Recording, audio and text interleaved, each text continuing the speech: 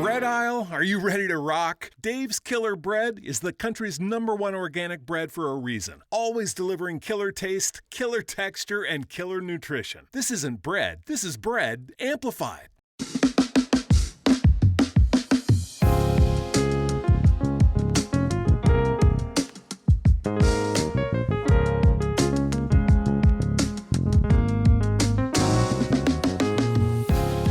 Nick, Nickelodeon. Hello and welcome to Tennis Podcast. I am your host, Nickelodeon Amel. Today I'm joined by my sidekick host, the insufferable Dr. Buster. I think he was more of a WB cartoons kid or something. WB? Buster, tell the folks at home I'm who more the hell of a you Cartoon are. Network kind of guy. Courage the Cowardly Kid or Johnny Bravo? Courage the Cowardly Dog. Wait, what did I God, say? rough. What did I say? You said kid. Okay, we need to start over. Courage the Cowardly Dog. No, I know that you're not going to allow me to start over because every time I beg you to take something out that I say that's embarrassing, you keep that shit in, so... I think I not only keep it in, but I boost the volume on that part of the... You're like, let's go back, and you replay it 3 times in a row every time I mistake. I would never do that because we don't have enough time in the day Right. to get through an episode if we spent all that time on your mistakes. 6-hour-long episodes. Yeah. But hey, everybody would start to get on Spotify and rate this podcast 5 stars because there's just something about it. Something about that much time with Dr. Buster. They really... Whoa, okay, wow. They really start to think, I do like this show. I've been hot and cold on it for a few years, but now I a few like years, yeah. When we record, we do usually do good 6-7 hour session, and I edit them down, edit all the mistakes out till we get good hour and a half. Well, what we just get rid of in all the editing is just you griping about your everyday inconveniences. Like the airport? Yeah. Well, speaking of the airport, not really. This is a show about top 10-ish lists where me or my sidekick host, as annoying and unprofessional as they may sometimes be, try to guess the other's top 10-ish list without knowing that list ahead of time. Now, it's mean when you talk about Alex and he's not here to defend himself, so I can't condone that. Alex, I just finished editing an episode with Alex that the listeners would have heard long ago by now, and I think it turned out pretty good. It's about the Earth's water. As opposed to Mars's water? Sorry, like the Earth's bodies of water, largest bodies of water. Mmm. There was not fewer than 10 references to the large size of Dr. Buster's ass in that episode. Well, there's no water to be found there, so... No, there's a profuse amount of sweat and water to be found on the surface of Dr. Buster's It's more ass. of a gas giant like Jupiter or Saturn. All right. Well, listen. Today, I gave you a little hintsky-poo about what we're going to be talking about right at the top. What did I sing at the start of the episode? You sang a little bit about Nickelodeon. You know, it led me to think, has anyone ever used that for a nickname for you? Called you Nickelodeon? No one's ever thought of that. No one's ever made the connection between Nick and Nickelodeon. No one ever sang the Nickelodeon theme song to me ad nauseum throughout elementary school. No. Well, see, you know, we've been friends for a very long time, and to do that very thing has never crossed my mind. So that was a legitimate question. It's interesting that you think we've been friends for a long time. I wouldn't categorize it that way. But I did, you know, the Nickelodeon thing. Nickelodeon was huge around the time we were in elementary school. So yes, people made the Nickelodeon reference. It wasn't that big of a leap for them to get there. However, someone did one time say something that I still remember, and they said that I should name my kid Nick Jr. And I thought that was fucking funny. Yeah. That is funny. No, it's not. Shut the fuck up. Okay, so is that what you named your child, or what? No. Buster, you were more of a Cartoon Network kid. Wait. I'm remembering now that Nick Jr. was early in the mornings when we were growing up, and it was for like real little kids. Yes. So are they suggesting that mainline Nickelodeon programming was just too wild for most children? Yes. That's strange. Nick Jr. was more of like preschool age shows. Shows that helped kids with learning words and shapes and colors. Oh, so right? stuff that you would like. Right. Yeah. Yeah. And the stuff that I DVRing right now. I'm going to spend my Sunday night doing that. And Nickelodeon is for, you know, Heathens. the Y7 and older crowd. Yeah. Buster, did you? I know Nickelodeon wasn't Cartoon Network, but did you still watch Nickelodeon some? I did. Absolutely. Okay, good. You're gonna need that. You're gonna need to go back into the reserves of your nostalgia today, because today we're talking about the most popular Nickelodeon shows of all time. All right. So we got the top 10-ish Nickelodeon shows of all time. Rated or based on what? Good question. My preference on lists like this is to do hard numbers like viewers or ratings, things like that. Could not find that, so I went with popular vote. The website Ranker had a list of every Nickelodeon original show that's ever been on the network, and people voted. So 200,000 votes cast from around the world. Each voter was asked, what is the best Nickelodeon original series of all time? We can barely get people to go to the polls to vote for a presidential or a local election, but 200,000 people got together and voted on their favorite cartoon show. Nickelodeon cartoon. But it's not just cartoons, by the way. Nickelodeon shows. Okay, that's Yes. a good hint. So 200,000 votes for this around the world. What is the best show? So this is the top 10 of that. This list is as of July 2022, so it's very fresh. Let me tell you a little bit about Nickelodeon first. Nickelodeon, often shortened to Nick, is an American pay TV channel which launched in 1979. Did you know that? No.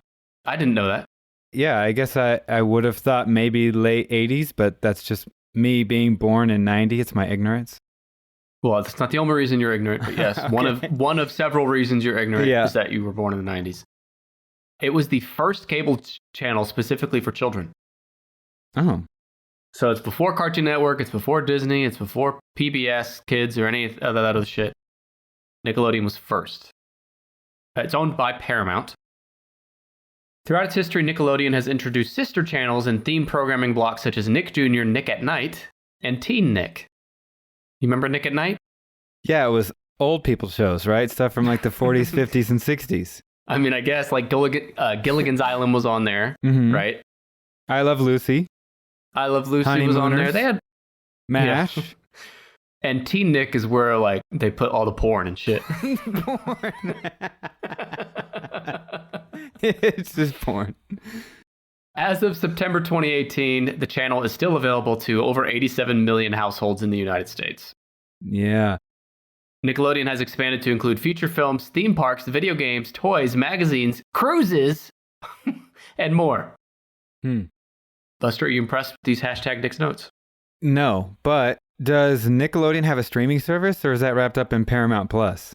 It's in Paramount Plus. Okay, Every Nickelodeon show you've ever watched is on Paramount Plus. got it. Now, to help my guessing, is that probably going to impact the way people ranked these shows? Is a lot of it 90s nostalgia? Are most of these shows going to be older? 90s is heavy on this list. Heavy. Okay. You are familiar. If you haven't watched, you're at least familiar or have heard of every show on this list. Got it. These are shows from our heyday. So me and Buster are kids of the 90s. These shows were big during those times, and some of them are still big to this day. There's some early 2000 stuff in there too. Any kid that was born in America in the 80s or 90s, maybe the early 2000s, will have seen these shows. And to our listeners that are not in that age range, you're familiar, you've heard of these shows as well, most of them. And if you haven't, then just unsubscribe. Then just unsubscribe. And in fact, we're going to dump a big ol' shitload of green slime on you. Bucket of slime. What did you think of the slime? Nickelodeon, one of their big trademarks is dumping slime on unsuspecting victims. I don't know what more I could have thought of it as an 8-year-old kid who was like, oh, he got the slime. Do you remember when we were kids, the Kids' Choice Awards? Somewhat. I don't think I ever watched them. Rosie O'Donnell, listener of the show, she was always a host for many years of the Kids' Choice Awards. Yeah. That's it.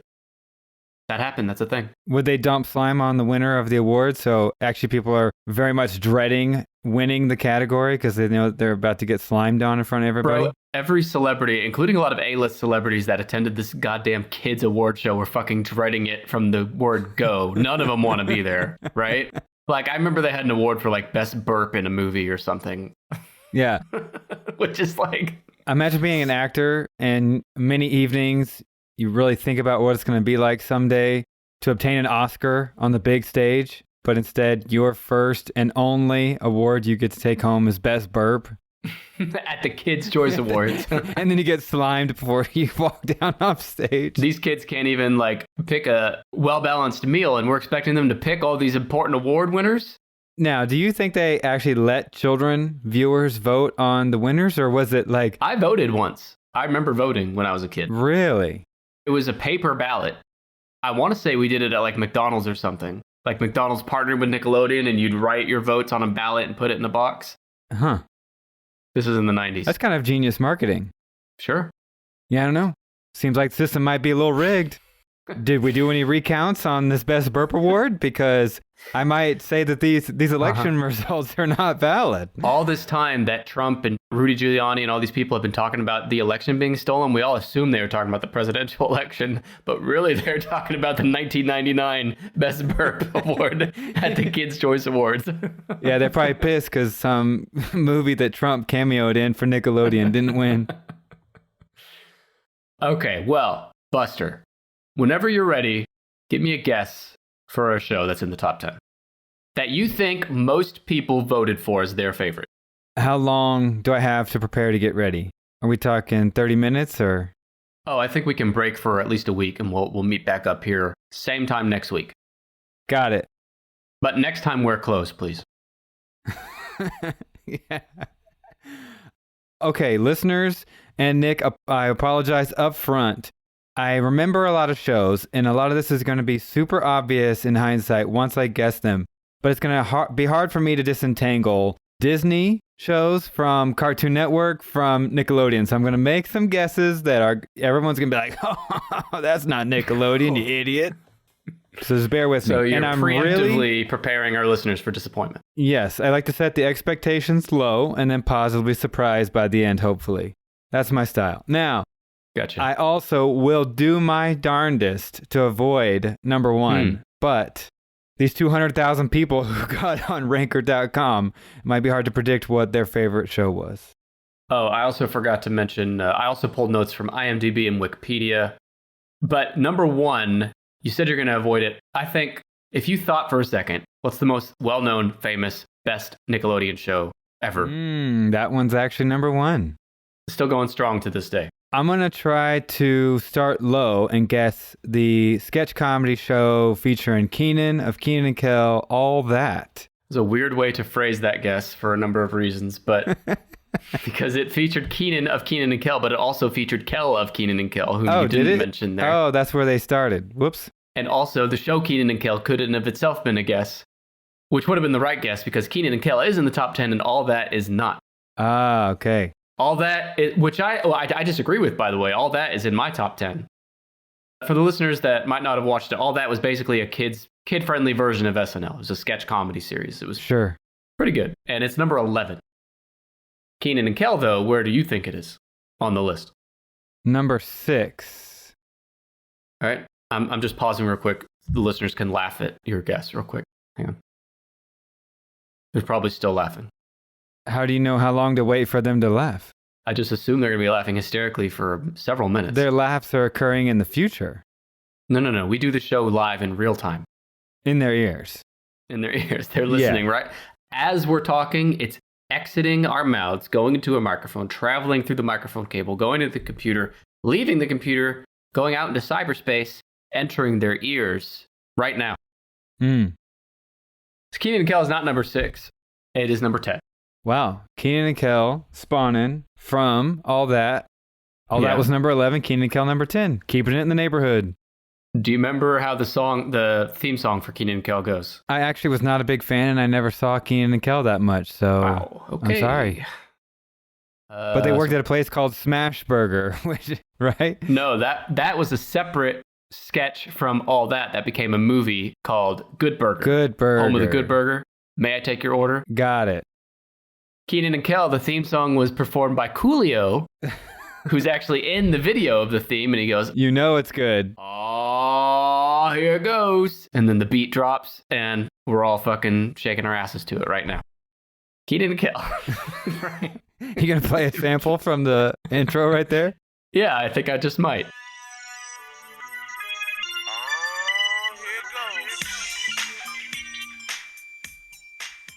ran from 1996 to 2000. Something that I noticed when doing the research for this is all the shows, they're successful shows. They're well known. They're on this list, so people liked them, but they're all like 3 or 4 seasons only. Interesting. So set in Chicago, the series follows mischievous Keenan and his optimistic but dim-witted best friend Kel, a pair of high school students who go on various misadventures, which usually occur as a result of Keenan devising a scheme to get rich quick or avoid trouble with his elders. That doesn't interest Young Buster? No. Do you think the shows were so short in time span because they just assumed that kids' attention spans wouldn't hold? So if I started watching Keenan and Kel when I'm 10, by the time I'm 14, I'm not going to care anymore, and so they're just going to retool and start over? I mean, maybe, but I would think they just replaced the older viewers with young viewers. And also, some of the other shows on this list have gone on for 20-something years. So That's you'd true. think that they would stick with something that works. I'm going to guess that it's also possible Keenan and Kel were getting too old themselves, right? Yeah. So Kel loves orange soda. Have you heard that? I do. Ooh. Okay. So you know that. I do know that. Keenan has since gone on to enjoy many years of success on SNL as the world's most boring SNL member. He has been a cast member of the sketch comedy series since 2003, making him the longest tenured cast member in the show's history. Well, Can you fucking believe that? I mean, I don't watch that SNL, but I know he's on there, and anytime I see like a clip or something, I'm like, he's not that funny. Kel was always the better of the two. yeah, I agree. And I've not watched a bit of SNL in the last decade, so I have nothing to contribute for that. He's also the first regular cast member that was born after the show's premiere in 1975. Really? Really? Because I feel like several of the current cast members, although I don't know them and I'm admittedly not familiar with them, they seem that they're not that old, not 40. He was the first regular cast member. First. Yeah. Yeah. Try listening. It's a new thing where you listen to words that come out of people's mouths, especially when you're on a podcast where people are taking time out of their day to listen to us. You could try listening to your co-host. Sorry, not co-host. Host. Sorry, like most listeners, when you're talking, I just kind of tune you out and wait for the next chance of where I can speak. So Okay. That's you too. Okay. yeah. So Keenan, that's Keenan on SNL. Kel, meanwhile, the funnier, better of the two, most agree. He has stuck to mostly kids' roles over the years, but he's also converted to Christianity and has become a youth pastor at Spirit Food Christian Center in Los Angeles. And that's funny to you? How often do you think people force him to do the orange soda thing and he's in the middle of delivering like a Wednesday night sermon? He's in a Wednesday night sermon talking about Jesus being crucified on the cross for our sins, the unbearable pain and torture that Jesus went through so that he could wash us of our sins. And people start standing up with their hands up, praising, thank you, Jesus, thank you, Jesus. Some kid in the back stands up and he says, hey, do the orange soda thing. Do the orange soda bit real quick. Well, I was going to say, and then Kel would finish out that sermon with saying, and then Jesus redeemed us for all of our sins and redemption. I love redemption. I do. Ooh. Thank you. That's good. Very good. Semi-good. It's okay. Keenan and Kel's number 10, sir. All right. So I'm ready for another guess. So I'm going to try to whack it on in here at number 9 so I can keep marching right up the list. You will never guess number 9 next. Okay, so I'm going to have to try It's the one I had not heard of on the list. What about Ah, Real Monsters? That was one of my personal favorites, but it is not in the top 15. Not even in the top 15. Okay. A Cow and Chicken was Cartoon Network. Yeah. And have you watched Cow and Chicken lately? No, but I remember how gross that show was. So many zoomed in shots of like hairy asses. I remember so many things from that show, and being 9, when you're 9, you're a gross, stupid little kid and you'll eat anything up. But even at 9, I was like, this is too much for me. But I remember one where, you know, that red devil that was like everything in that show? Yeah, and he's got big old swollen booty cheeks. Swollen. Well, he was not the tooth fairy, but he was the scab fairy. You're supposed to leave your scab under the pillow. And his big ass would fly in on little tiny wings. Anyway, it's Cow and Chicken. It's not a Nickelodeon show. So another one that I associate with that I do think was actually on Nickelodeon was the Angry Beavers. Was it like the same creators maybe or something? I don't know. Is that on the list? No, not in the top 15. Man. I'm swinging away and missing early on here. Well, I enjoyed the cow and chicken sidebar, so that's good. But it did come in the wake of a very wrong and stupid guess. How many live action shows are left? Quite a few. Let's count, though.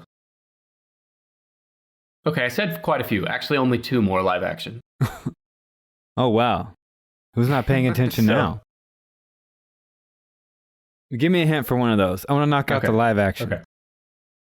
I think this one was after... Well, I know this one was after our time. This one started when we were in high school, but you still might have heard of it. Is it like Josh and something?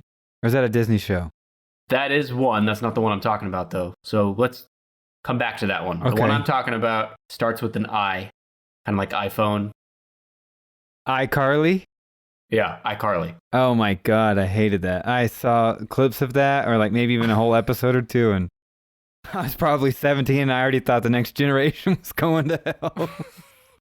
I have a question. Why the fuck are you watching iCarly at 17 when you're... The person I was dating in high school had 2 younger siblings who watched a lot of TV. And I'd be over at their house, and then, you'd intercept the kids' cartoons of that time, which I don't think Phineas and Ferb was ever on Nickelodeon, but that was a show that I was exposed to that was after our time that I really, really liked.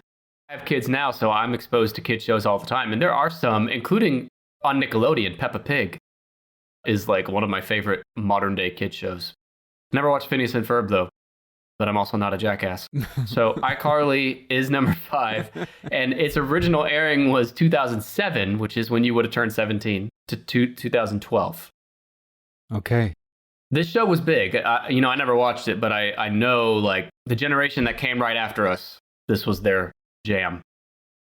The series tells the story of Carly Shay, a teenager who creates her own web show called iCarly with her best friends Sam and Freddie in the apartment loft that she and her older brother Spencer live in. As the web show quickly becomes an internet phenomenon, the characters are tasked with balancing their normal teenage lives with the wacky situations their newfound fame lands them in. Kind of like us on this show. I mean, can we take a moment and pause that if we would ever to be confused why kids want to be influencers or why they're overly obsessed with their image on social media, wouldn't you just look to shows like iCarly? I mean, that description you just read, that's like what so many kids want to do as a profession on TikTok or Instagram now. That was what iCarly did. She hosted an internet show. Mm-hmm. No, I mean, there's something to that. I mean, I don't want to give off too much boomer energy with that rant, but it's still an interesting observation now that we read the description of iCarly. Well, I never watched it, so I can't really speak to it. So iCarly, despite Buster thinking it was shit at age 17 when he encountered it, it was nominated for an Emmy Award for Outstanding Children's Program 5 times, Buster. And not only that, but the January 2010 episode called I Saved Your Life, and it's I Saved, like iCarly, I saved. Little I, big ass. Buster's shaking his head. I'm not impressed. That episode reached over 11 million viewers, the second most viewed telecast in the entire history of Nickelodeon. Wow. Okay, hold on. Is the first highest yet to be mentioned on the list? Are we going to get to that? Okay. Yeah.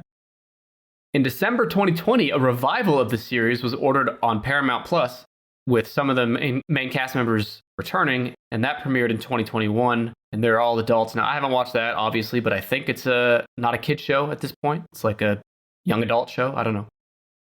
The star who plays Carly, Miranda Cosgrove, was the highest paid child actor of 2012. She made $180,000 per episode.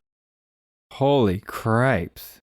So, about half of your salary for appearing as a sidekick host on Tennis Podcast. Right. Yeah. I'm glad she's doing well for herself, but those are pretty small numbers for us Tennis sidekick hosts. I always wonder, like, these kid actors, because she was under 18 when she was getting that cheddar. I guess, does the money go directly to them or their parents? Their parents. And their parents have to manage it until they're 18. Yeah. Man.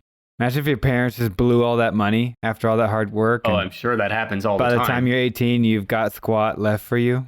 Well, hopefully you've established yourself enough to where you can continue acting after 18. All right, doctor. You didn't tell me what number. I thought I did at 6. No, sorry, 5. You got 5 iCarly and 10 Kenan and Kel. There's one more live action, and you mentioned it earlier. Drake and Josh. Drake and Josh is number 4 in the top 10. Number 4. I did watch a few of these. I wasn't like a regular watcher. Did you ever watch it? I huffed and I chuckled a few times at Drake and Josh, I will admit. And this came out when we would have been in middle school, 2004. Mm-hmm. And then it ended in 2007. Again, it's only 3 years. The series follows stepbrothers Drake, played by Drake Bell, and Josh Nichols, played by Josh Peck, as they live together despite opposite personalities. After actors Bell and Peck previously appeared in The Amanda Show. You remember that? Amanda Bynes, The Amanda Show? Amanda Bynes, I like yes, that show. which I hated that show. It was so annoying. Oh, okay. Well, yeah, I forgot you don't have good taste. I do remember like the cereal advertisements. Those made me laugh, but... Oh, so you did like the show then? When you said you didn't like the show, that was just because you like one aspect doesn't mean you like the whole thing. kind of like how I like your ass, but not the rest of you. Sure. You don't like what comes out the other end of my mouth. Some people, Nick, can have nuanced opinions. No. Some of us adults. Right. Some of us adults can have nuanced opinions about turkey eggs. Right. Okay. Very nuanced. So this show, Drake and Josh, they got their start on The Amanda Show, kind of like Kenan and Kel got their start on all that. Yeah, you just said that. This is great. Okay, and Miranda Cosgrove, who played Carly in iCarly, she played the little sister in this show. That's where she got her big break. Oh, wow. So now your head's spinning with fun facts and trivia. Yeah, it's spin-off after spin-off. By 2006, so this is 2 years into the show, Drake and Josh ranked consistently among the 10 most watched cable shows of the week on all of cable, kids shows or otherwise. Wow, all cable. All cable. That's impressive. Now, an adult-oriented revival was planned, kind of like the iCarly revival. Okay. And yes, I just don't like the phrase adult-oriented revival. It just seems like it's going to be rated R. Right, and this one, Drake and Josh have a threesome with the mom actress or something. Yeah. It was scrapped, though, due to creative differences. Now, tell me if this is ringing a bell, no pun intended, since we're about to talk about Drake Bell. Since the show, Drake Bell went on to have a semi-successful music career, but in June of 2021, he was arrested in Cleveland, Ohio on charges relating to attempted endangering of children and disseminating matter harmful to juveniles. He was also later accused of sexual assault. Oh. Do you remember all this? No, I don't remember hearing this. The 15-year-old victim, who had established a relationship with Drake Bell, he's in his 30s at this point, with several years prior, attended his concert in December 2017. The Cleveland police also found that Bell had sent the minor, she's 15, he's 31. He sent her inappropriate social media messages for months leading up to that concert. He pleaded guilty, sentenced to 2 years of probation, 200 hours of community service, and he's not allowed contact with the victim. However, several months later, he posted his version of events. He said that he did not know how young she was, and that he ended all ties with her after learning the truth. Now, I don't know the truth in this scenario, but I have to think that sort of thing happens, right? Where a young female celebrity fan and a male celebrity start talking on social media, and the male celebrity doesn't know how old. And I'm not saying he did or didn't. I don't know. I'm just saying as a side point. Like, that's something you got to be careful of as a celebrity. I just think when you reach a certain level of notoriety, you don't respond to anything online unless you already know who they are. You just don't. You don't even look at that inbox. Yeah. No, I think you're right. If they don't have your phone number, you're not communicating with them. I need to keep that in mind. Yeah, you do, because I know that Teenage Pod's got a lot of devoted groupies who are willing to do just about anything to get access to Nick. I know, but I gotta put the DM. I gotta close the DMs. You gotta stop replying. Coming in too hot. You can't even read them. Tell your mom to stay out of my DMs, Buster. My mom doesn't even know what DM stands for. Janet's a very nice woman, and I mean no harm. So that all happened to Drake, right? So what happened to Josh? He's done some movies and shit. He was in Red Dawn. He has a Disney Plus series, Turner and Hooch. He's kind of always been on the fringe of like being a big star, I feel like. Never quite made it. He looks so different than when he did when he was a kid. I remember him in that Nickelodeon movie Snow Day. Yeah, he was kind of a chubby kid, and he played on that in Drake and Josh. And then when he started to lose the weight when he was getting older, it upset a lot of fans, and everyone seemed to dogpile on, and everyone had their own opinion about whether he should or should not try to be losing the weight. Okay. As if it's anyone's fucking... Well, yeah. I mean, it's whatever. Yeah. Well, he's a listener of the show. Thanks for listening, Josh. Yeah, that's right. Patreon subscriber. I support your weight loss journey. Drake, you can unsubscribe, and don't worry about how old I am, because I won't message you back. Ladies and gentlemen, Pinocchio is streaming September 8th on Disney+. sounds like my kind of place. Director Robert Zemeckis delivers a dream come true for the whole family. I want to be real. And Tom Hanks shines as Geppetto. It's going to be quite an adventure. Let nothing stop you Jiminy! from experiencing the next Disney classic. And to be real is up to you. It's in your heart. Disney's Pinocchio. Rated PG. Parental guidance suggested. Streaming September 8th. Only on Disney+. All right, give me another guess. It's all cartoons at this point. All cartoons. I thought of one earlier that I hadn't even considered yet, and that would be Jimmy Neutron. I think you must mean The Adventures of Jimmy Neutron, Boy Genius. Okay. Can you clarify? Is that the one you meant? Yes. Okay. And where do you think it ranks? 8. Buster, are you a savant? No, I'm the host of this show. Okay. I think it's more likely you're a savant than it is that you're the host of this show. Okay. Despite what Carl on Reddit might have said in one comment that has furiously inflated your ego. Hey, every revolution starts with one small voice. I think that's what Trump said at Save the Steel rallies. Yeah. Okay, well, Buster's not the host of the show, despite eerily getting number 8 correct, right on the money, Jimmy Neutron. Did you watch this one? I did. It was always one of those shows I remember in my childhood memory not really loving, but I would stick around for it. It's not like I would change the channel, but it was never my favorite. I'd say I'm right there with you. And I remember this was a movie first, and I saw the movie in theaters like a dipshit. So Jimmy Neutron was on TV from 2002 to 2006. It follows an 11-year-old genius from Retroville, Jimmy Neutron, as he goes on adventures with his best friends Carl and Sheen. It was spawned from a full-length film in 2001 that grossed over $100 million. A spin-off, Planet Sheen, which is about Sheen, aired from 2010 to 2013. And finally, when asked about a reboot in 2020, the creator Rob Paulson stated, "I don't think it would be a bad thing at all to reboot Jimmy Neutron. I think that's one of those shows that a lot of people would love to see again. It was very good, really smart. That wouldn't surprise me." Like, okay, dude. It was very good. It was very smart. I think everyone would love it if it came back. Okay, it's your show. Like what Trump would say describing a poster of Jimmy Neutron, even though we all full well know he doesn't know anything about it. I think it's good. I think it's smart. And I think it's what we need. Bring it back. Now, Buster, I'm sending you a picture here. One thing I'll say, I'm looking at Jimmy Neutron's parents, and I'm going to have nightmares tonight because I forgot how scary they were. Oh, my God. Well, I'm about to send you a picture of Jimmy Neutron. And for the listeners, I'll put this in the show notes, a link to this picture.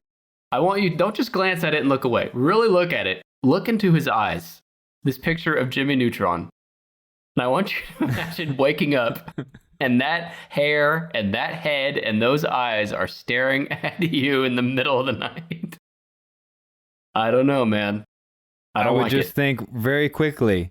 I always thought I had more time because I would know that those are my final moments alive. I don't like it. No, he's very creepy. Yeah. That's Jimmy Neutron number 8. I'd call it a middle of the road show. Yeah. Okay.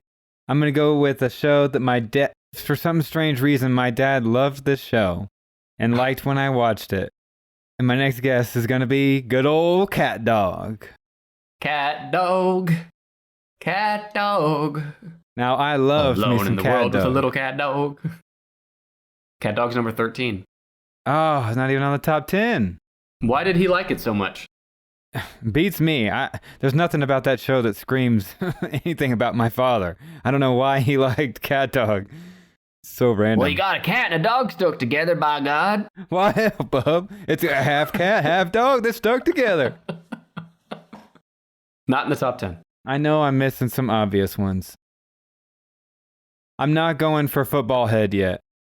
Okay, yeah, save him. He's on there, but not the number one, if that's what you're thinking. No, I'm shooting for 6, 7, and 9. Well, let's just do it then. You want to do football head? We're here. All right. Show me Hey Arnold. Hey Arnold! Number 6. Hey Arnold. I still get uncomfortable when I think about his grandfather's Adam's apple in his neck.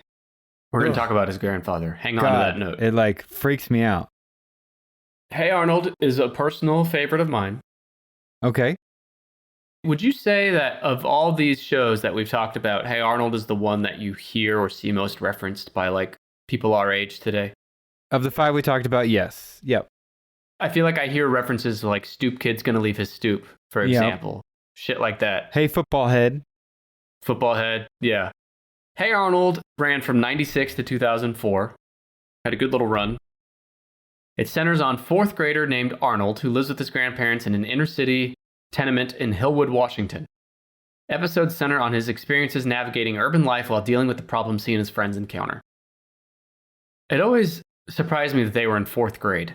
Well, that's so many depictions of kids. It's never age appropriate for what they would be able to say and do when because they're they that were old. like roaming a New York City-like setting by themselves at night and shit, and they were 9 years old. I know different times, but like my kid is 8. I cannot imagine her in 1 year. Yeah, so it features 9-year-old Arnold and his neighborhood friends. Gerald, a street-smart character who generally serves as the leader of the group.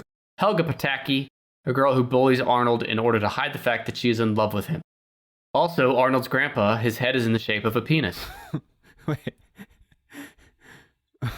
Wait, really? I'll put a link in the show notes. Buster, do a Google image search for Arnold grandpa penis. How did I never notice? Once you see it, you can't unsee it. I mean, I see the balls, like his chin is a set of balls, but I don't see his chin is the balls, and the back of his head is... Oh, now I see. Yep, I got it. One has the red penis outlined. Wow, interesting. Yeah. Like, it's so obvious when you see it that way. Yeah. God, his grandfather is hideous. Jeez, I'm looking at that Adam's apple. I can't stand it.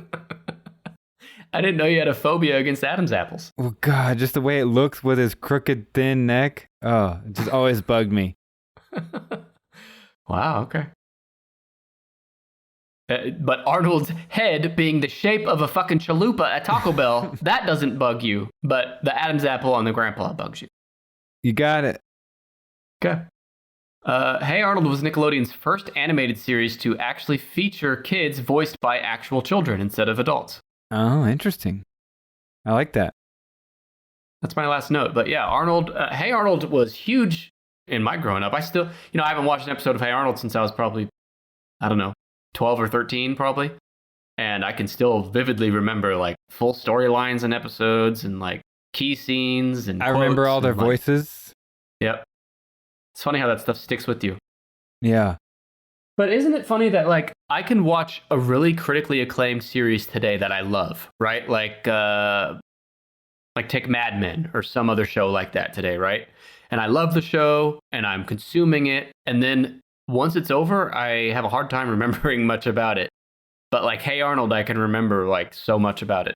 But I think it's because as you grow up, you go back in your long-term memory, and when you retrieve it, you re-access and you recrystallize that memory every time you access it. So if it's something that was real seminal and influential to you, every time you went back and you thought about it over the ages, you're strengthening that. Yeah. Sorry, what? Were you saying something? And with Mad Men, you haven't had as much time to do that. So fuck you. Gotcha. Hi, Buster. Buster's and a doctor, also, if you didn't know, everybody. There's so many things that are happening to you as an adult. For Mad Men to have as profound of an impact on you as a show like Hey Arnold would be to a child, I mean, it's got to move fucking mountains in your life. But yes, Hey Arnold did move mountains in my life, brother. That's right. And speaking of moving mountains, let's go back through the list so far. You got 10 Keenan and Kel, 8 Jimmy Neutron, 6 Hey Arnold, 5 iCarly, 4 Drake and Josh. I'm getting the old thinking cap out because I'm going to read you a few shows that might jog your memory, okay? These shows are not in the top 10. all right. Kablam. Oh, yeah. Prometheus and Bob. Yeah, that's a good one. That was kind of a sketch comedy type show, right? It was like a bunch of mini shows in one. Yep. As Told by Ginger. Not familiar. Cousin Skeeter. Oh. Do you remember Cousin Skeeter? Yep. Abra Monsters, Angry Beavers, The Adventures of Pete and Pete. Don't know. Busters, what the fuck? Are You Afraid of the Dark? I did like that show. That one scared the shit out of me as a little kid. Yeah, some of those episodes haunted me for many years. It's kind of surprising that that was on Nickelodeon, wasn't it? Yeah, I guess so. You know, they rebooted it. They have new episodes now on Paramount Plus. But some kids like your weird ass love scary stuff from an early age. I love scary shit now, but when I was a kid, I did not like scary stuff. Yeah, well, when they reprise a show now, if they're trying to get the kids who grew up then, they want to, bring back some of that nostalgia. The episodes now, like, you get a mortgage with a variable rate. And that's pretty that's pretty scary to me in my 30s. Yeah. Starts at 3%, ends up at 10% a few years in. That'll make your ass afraid of the dark. Yeah. No lies detected. Or there's an episode where 20 minutes in, because of a car accident, they have to get online and it's time to buy a car, but they really want a used car. And the horror is they see that the used car is more expensive than the new car in 2022. That's also scary. Terrifying. Also might make you afraid of the dark. Yeah. One Hey, might say. We've got a show on our hands. Listen, I think we should call our people and pitch it. I think we should. Do you remember the show Gullah Gullah Island with that big ass yellow frog? No, but the name is awesome. Look up Gullah Gullah Island. Listeners, refer to the show notes. But there's this family. Oh my God. Right? What am I looking at? Holy shit. I used to watch this. There's this family, and they live with a giant ass human-sized yellow frog. Is it kind of like Barney? Like, life lessons and... Yeah, it's like a Nick Jr. show, I think. But yeah, this frog is a person in a mascot costume, and I don't know. It just doesn't hold up well today. Yeah, interesting. Okay, so Buster did not watch Gullah Gullah Island. How about The Wild Thornberrys? Oh, smashing. Yep, that's actually number 15 on the list. I loved the Wild Thornberries. Well, you didn't love it enough to fucking guess it, apparently. Rocko's Modern Life. Oh, that was going to be one of my guesses, but it's not on the top 10. Sure it was. Sure. Yeah, sure. Oh, yeah, we believe you. Talk about a show that's inappropriate and has a lot of stuff hidden for parents. My God, that show. Like he worked at a sex line, hotline. Yeah, that show pushed the boundaries for what kids may or may not pick up on. And I watched it a few years ago. It's on some streaming service, Hulu, I think. I think there might have even been new episodes. But because it's kind of become a cult classic today, Yeah. it holds up pretty well, I gotta say. Yeah, I watched it probably 6-7 years ago, and that's when I thought, like, oh my God, all this stuff was here when I was a kid, and I didn't pick up on any of this. Okay, so that was number 14. 13 is Cat Dog. 12 is Doug. Do do do do do do, which I thought Doug was the lamest shit I've ever seen. I hated that show. What the fuck is wrong with you? Doug was badass. Every time that show came on, I'd change the channel. I thought he was so lame. Doug himself was a lame ass. Yeah. But the show was good. In your imagination, of all the things you could be in the whole planet, you tie a belt around your head and you call yourself Quail Man after a quail? Are we kidding? And the underwear is on the outside of his shorts. Next. No, Doug was some quality shit. Buster shaking his head. I can't stand a single aspect of this show. We're moving on. And then 11 was All That. Okay, so now let's get some guesses here. Yeah, God, Okay, I'm going to give you a big hint. Babies. Rugrats, duh. Rugrats. Duh. Tommy Pickle. Tommy Pickles. Did you watch this one? I loved Rugrats. Loved it. Okay. Again, you wouldn't know it based on your guessing so far, but apparently Buster liked Rugrats. It's number 2 in the top 10. Wow.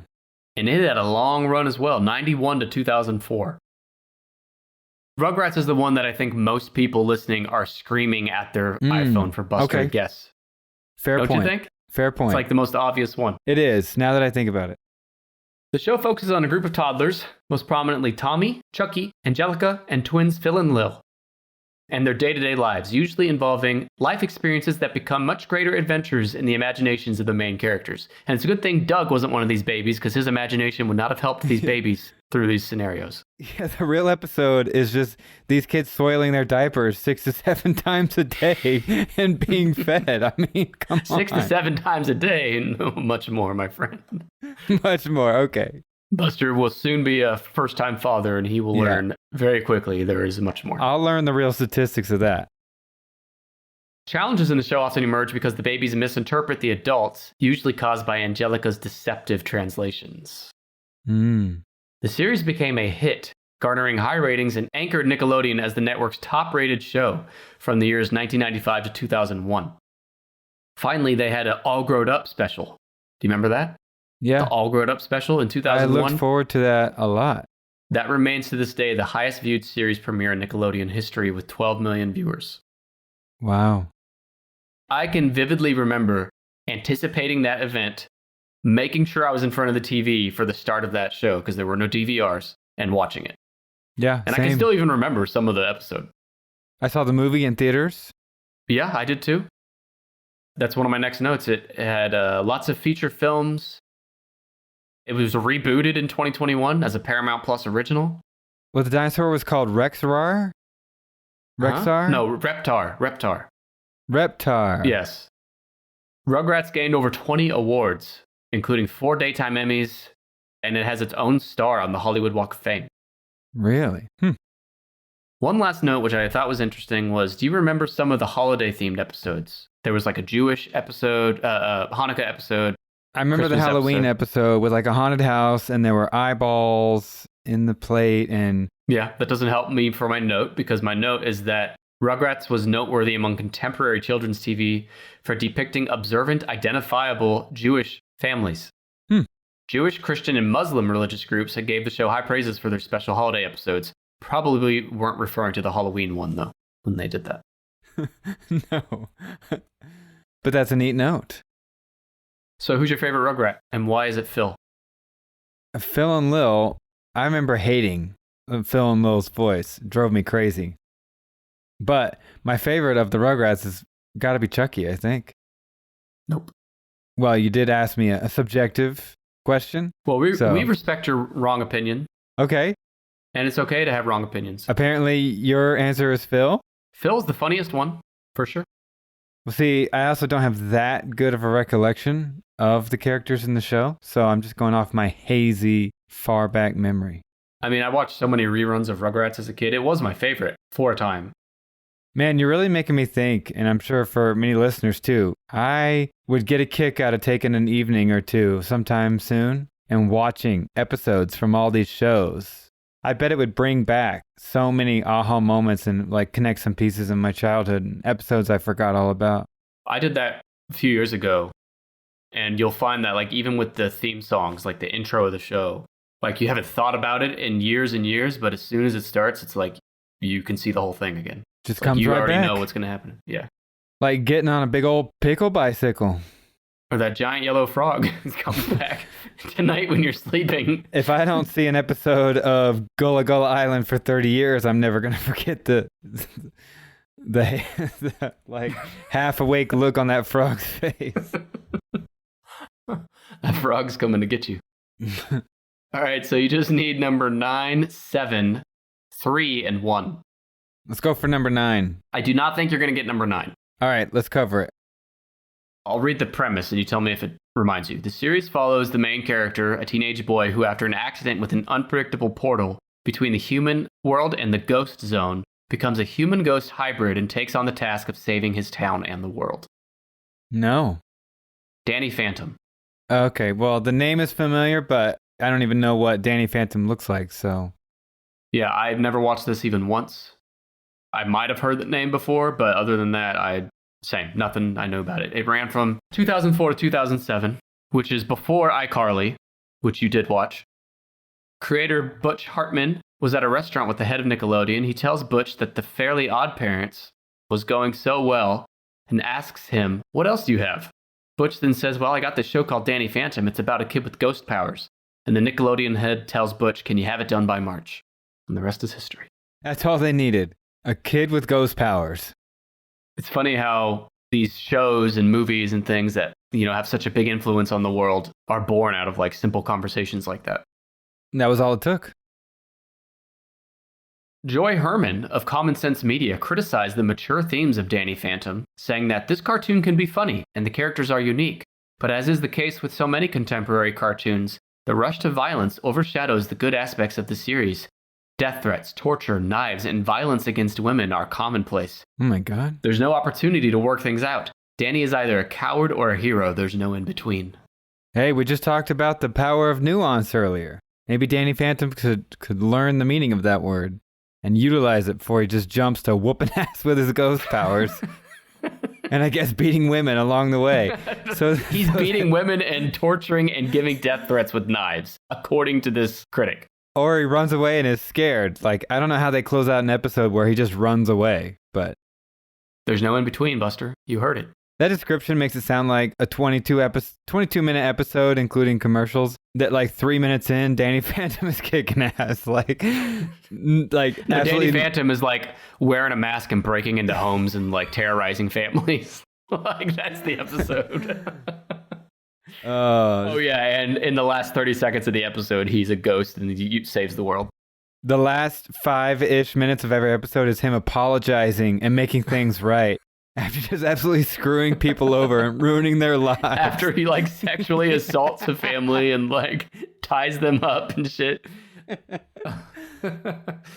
Yeah. That's Danny Phantom, number 9. There it is. Everybody go check it out. I'm sure it's great. Now, number 7 is a show you might have watched. I did not. It has an anime style. And it blends it with American style of cartoons. This is tickling something. You got any other hints that won't give it away?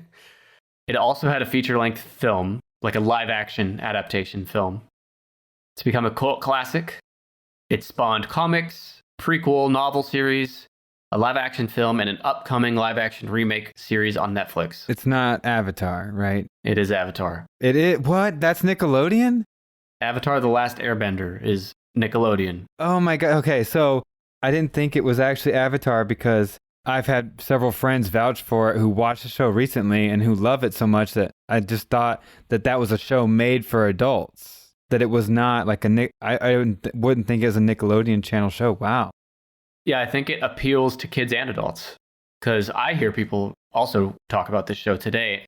And it only ran for 3 years between 2005 and 2008. But well, I mean, I guess that's true because Dragon Ball Z aired on a child's network, but is beloved by adults everywhere. So that's a good point. Yeah. Avatar: The Last Airbender is number 7. It's set in a world in which some people can telekinetically manipulate one of the 4 elements: earth, fire, air, or peanut butter.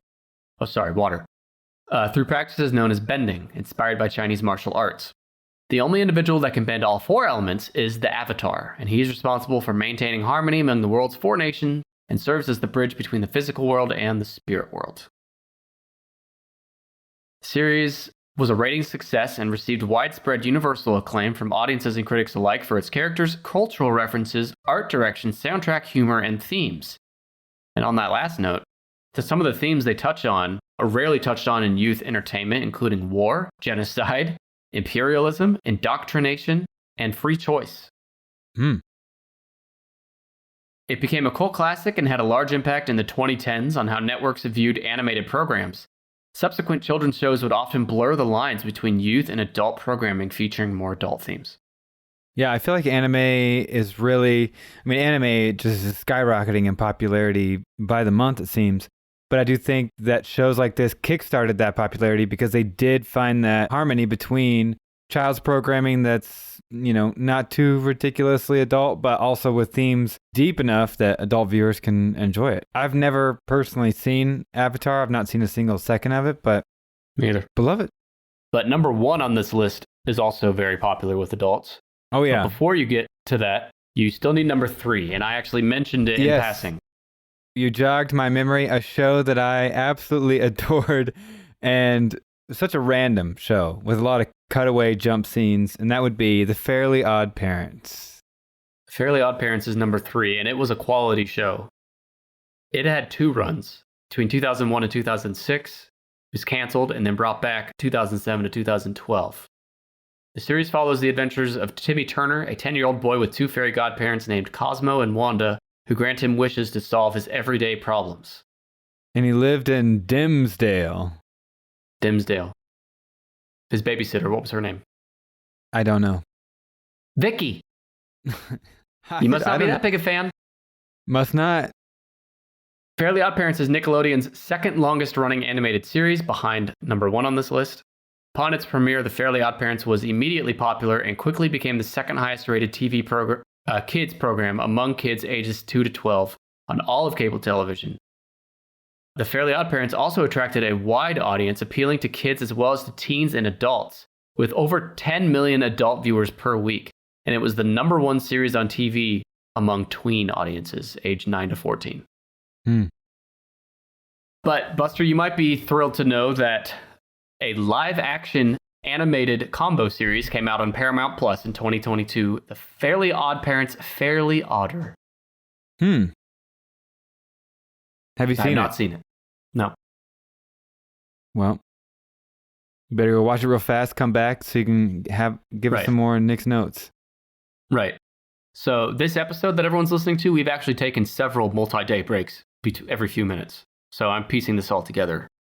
So I can go watch the entire back catalog of every show after we've covered it.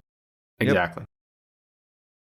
What is up, everybody? I'm Alex. I'm Justin. I'm Pete. And we host Comic Book Club, a weekly live talk show and podcast about comic books, 7 p.m., Crowdcast and YouTube, as well as your regular podcast listening places, iTunes, Stitcher, etc. And every week, we bring on the absolute best guests from the world of comic book, right? Comic books, TV, film, we cover everything. You can come be part of the magic and lightly insult us throughout our recording, Tuesdays at 7, or just listen on your own time. Yeah. We also have comedians on there as well. It's a fun time. Yes, thanks. It sounds like you're having fun, Pete. Pete actually is the guy who hosts our trivia, where you can win a $25 gift card to Midtown Comics every single week. You can use it in the safety of your own home. Come check us out. We would love to chat with you about comic books, have a little fun, talk about some old 4-color funnies. Ah, nice. Fresh ref to close it out.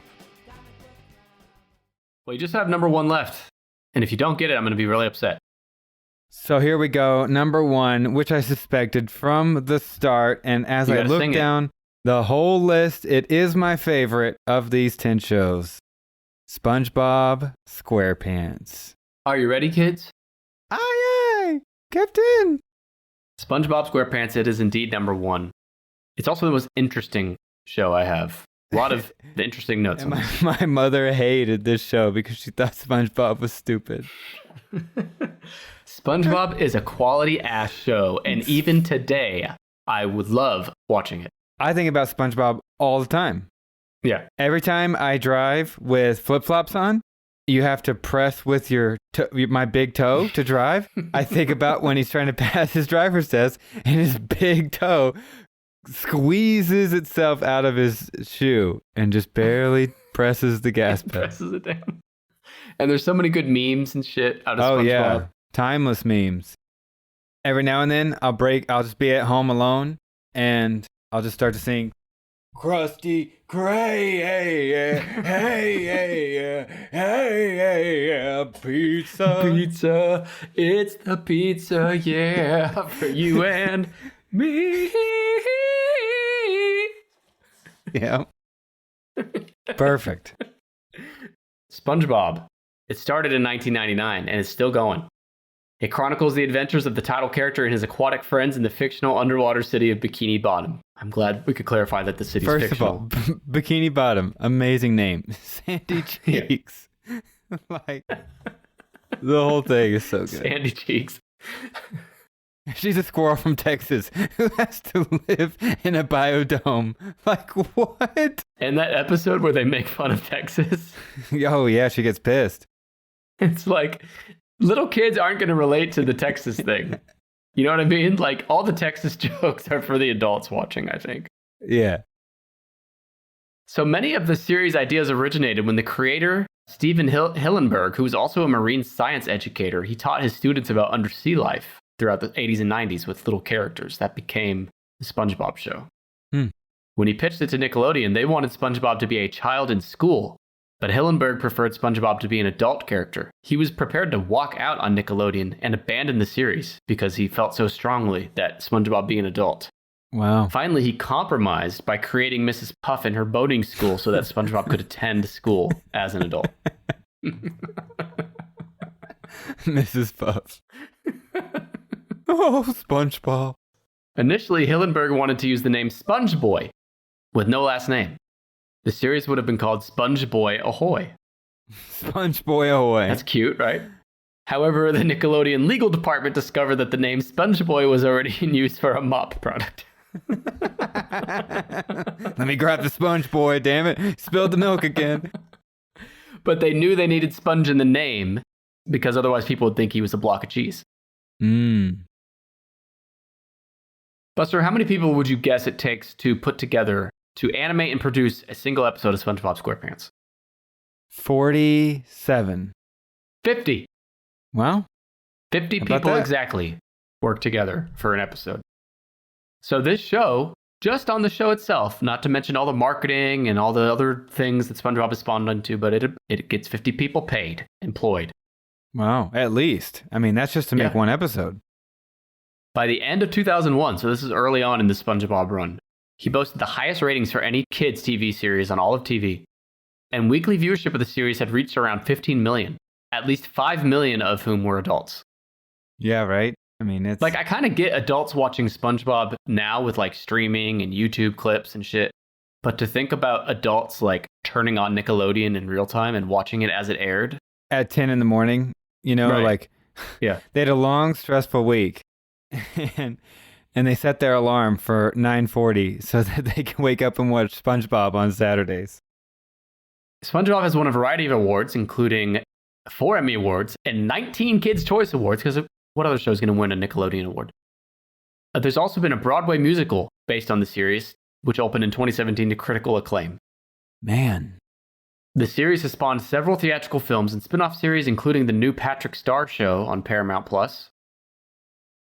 It has become the 5th longest running American animated series of any kind, and its high popularity has made it a media franchise. It is the highest rated series ever on Nickelodeon, as well as the most profitable property for Paramount consumer products. SpongeBob merchandise alone generates $13 billion annually in revenue. Oh my God. There's more money in SpongeBob merchandise than some small countries have in like their total GDP. It's fucking insane. At all of their closed-door meetings when they're trying to gather intel and think about what will we do to strategize for tomorrow's plan for this country, they just have pictures of SpongeBob around because that's who they aspire to be more like. And I love SpongeBob merch too because it works for kids and adults. Like a smiling, cheesy SpongeBob on a shirt works both for a kid and, ironically, for an adult. Or you can just get like a brown shirt with a large portrait picture of Squidward, throw that on, and I mean, I'd wear it. I feel like that's a perfect millennial shirt. This was interesting. Several species of organism have been named in reference to SpongeBob. In May 2011, a new species of mushroom was described after the series title character. It's called Spongiforma scorpancy. That's an actual name of a mushroom. That's funny. Wow. But not everyone loves SpongeBob. A lot of controversy. There was a whole section on Wikipedia for SpongeBob controversy, but I only pulled one out due to time. Quick sidebar, but a lot of people had a problem with SpongeBob because they assumed he's gay. Oh, really? Yeah. There's like all these religious groups and anti-gay groups that were like protesting SpongeBob as a series and saying it shouldn't be aimed at kids because it's going to make them gay. Oh my God. Yeah, it's so fucking stupid. Okay. SpongeBob's not gay, according to the creator. In fact, the creator said he's asexual because of course he is. Can you imagine SpongeBob having sex with anyone, male or female? When they do the adult-oriented reprise show, then he'll have sex for the first time on camera. A sea sponge probably has sex with itself. They probably self-replicate, right? Yeah, I think so. Yeah, so... Although he did have a mom and dad. Okay. They were sponges, but they were like shriveled up because they're old. Oh, that's right. That's right. But in Kazakhstan, they're not SpongeBob fans. In 2014, the education minister of Kazakhstan deemed the show too violent for children, labeling the titular character as a self-absorbed hooligan, which is funny because he is self-absorbed. It's part of the shtick. It's in the theme song. But they called him a self-absorbed hooligan who regularly inflicts violence on others in his community and seems to enjoy it. He's a sponge. My leg! Self-absorbed is part of the meta humor. God. Jesus Christ, can you not have a sense of humor? I know. Well, it's Kazakhstan. They've been in a bad place ever since Borat. Yeah, this is the same country. It was taken down by Borat Sagadiv. I mean. Well, that's it. We did it. For someone that was once a child and who watched Nickelodeon, you sure didn't do great. I didn't. No. I'll own it. When we mentioned the shows and I was able to jog my memory a little bit, a lot came back. But I'll be honest with you, I do not remember most episodes, plots, side characters. I don't think I've gone back to those memories for a while, except for SpongeBob. SpongeBob and Hey Arnold, I think, are worth going back to watch. Any of these others from childhood I have not seen since I was a kid. Well, we're going to go back through it now. The top 10 most popular Nickelodeon shows of all time, according to 200,000 votes on Ranker.com. Number 10 is Kenan and Kel. Number 9 is Danny Phantom. Serial home invader. Yeah. Danny Phantom. Committing sexual crimes in the name of ghost superhero-ness. Number 8 is The Adventures of Jimmy Neutron, Boy Genius. Number 7 is Avatar, The Last Airbender. Number 6 is Hey Arnold. Number 5 is iCarly. Number 4 is Drake and Josh. Number 3 is The Fairly Odd Parents, which is a good name for a show. It's very good. It's very witty. Clever name. Number 2 is Rugrats. And number 1 is SpongeBob SquarePants. Yeah. SpongeBob SquarePants. Everything about that show is so good. So good. Patrick. Yeah. God. Is mayonnaise an instrument? I mean, whoever drove the white sedan, you left your lights on. Oh. All right. We could go on, but I'll stop. We digress, listeners. We digress. Much like Nickelodeon and all of cable TV, we're going to take a break, but not for a commercial. We're going to instead read reviews from listeners just like you. Every week on this pod, I read reviews from listeners, and I'm going to start with one today from Nikki294 on Apple. Nikki294 on Apple says, very funny and engaging. I dropped in to give it a quick listen, and beige, I knew it. I had listened to 4 episodes. Now, yes, I did say beige, as in the color beige. I'm going to assume Nikki294 meant before I knew it. I had listened to 4 episodes. Maybe not. Maybe Nikki did mean beige. I'm not sure. Maybe when she listened to Tennis Podcast, it made her feel colors. You know, some people say colors represent emotions. I'm going to say beige represents maybe, I don't know, indigestion or melancholy. I don't know, maybe one of those. Either way, I'm glad you listened. I'm glad you beige, and I'm glad you listened to 4 episodes before you beiged it. I do appreciate you leaving a review, though. One more here from Will Vicious, Myrtle Beach. This is on Apple again. Heard you on Voices of Misery. Good show. Voices of Misery is, of course, a different podcast where they played a trailer for Tennis Podcast. That's how Will Vicious found us. Thanks for leaving that review. It means a lot. It's good to know those trailers on other pods can work sometimes and bring us new fresh meat like yourself. And I'd like to read and see and sniff all of your fresh meat out there.